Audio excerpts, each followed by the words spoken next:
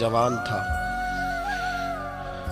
مسجد میں آیا، لوگوں سے کہنے لگا روٹی کھلاؤ، کسی نے توجہ نہ کی۔ اس نے کہا میں رب رب بتانے والا ہوں، میری طرف دیکھو تو صحیح۔ کسی شخص نے خیال ہی نہ کیا۔ پھر اس نے کہا یار تھوڑا سوچو، نمازیوں سے کہا، اہل علاقہ سے کہا، انہوں نے کہا تیری طرح کے بڑے درویش دیکھیں۔ مسجد کے محراب میں وہ رب کریم کا بندہ انتقال کر گیا۔ جب فوت ہو گیا نا، لوگوں کا مزاج ہے، بیمار کو دوائی نہیں دیتے، جنازے پہ وقت پہ پہنچ جاتے۔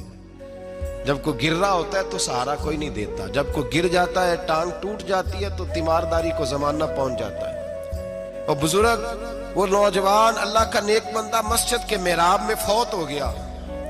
حضرت فضیل ابن عیاض کہتے ہیں امام صاحب نے اعلان کیا چندہ دو، کوئی لاوارث فوت ہو گیا، کفن دینا۔ چندہ اکٹھا ہوا، کفن خریدا، جنازہ پڑا، عشاء کے بعد دفن کر کے آئے۔ فجر کی نماز کے لیے جب امام اور مؤذن مسجد میں آئے تو چیخیں مارنے لگے، تڑپنے لگے، دور دور تک آوازیں پھیل گئی، دنیا دوڑی آئی۔ کیا ہوا؟ کہنے لگے وہ جو تم نے کفن پہنایا تھا وہ یہاں پڑا ہوا ہے، اور دیکھو کفن پہ تحریر لکھی ہے۔ تحریر کیا ہے؟